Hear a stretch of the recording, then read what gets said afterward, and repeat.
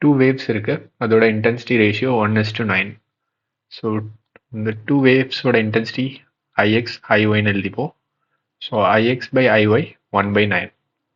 இப்போ iy equal to 9 times ix-ன்னு எழுதலாம். Okay.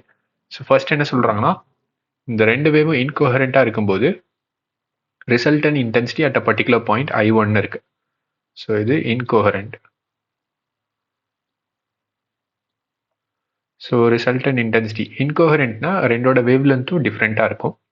இப்போ ரெண்டும் வந்து இன்டர்ஃபியர் ஆகாது. இப்போ இதோட டோட்டல் இன்டென்சிட்டி பர்டிகுலர் பாயிண்ட் எப்படி இருக்குன்னா சம் ஆஃப் இண்டிவிஜுவல் இன்டென்சிட்டி அதுக்கு ஈக்குவலாக இருக்கும். லைக் ஸ்டாட்டிஸ்டிக்கல் அடிஷன் அப்படி சொல்லலாம். ஸோ இங்கே IX ப்ளஸ் IYக்கு ஈக்குவலாக இருக்கும். So IX plus 9 times IX which is 10 times IX. So இது I1.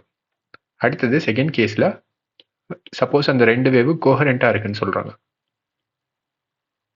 கோஹரண்ட்னா சேம் வேவ் லென்த் இருக்கும். அப்போ ரெண்டும் இன்டர்ஃபியர் ஆகும். ஸோ ரெண்டு வேவ் இன்டர்ஃபியர் ஆச்சுன்னா ரிசல்டன் இன்டென்சிட்டி அதை எப்படி எழுதலாம்னா I2 நீங்கள் வச்சுப்போம். இது வந்து IX plus IY plus 2 times root of IX IY cos phi. So இந்த ஃபைங்கிறது phase difference between two waves. இந்த கேஸில் இது 60 டிகிரி. ஸோ சப்ஸ்டியூட் பண்ணுவோம். IX plus 9IX plus 2 into root of IX 9IX cos 60 degree. Cos 60 degree 1/2.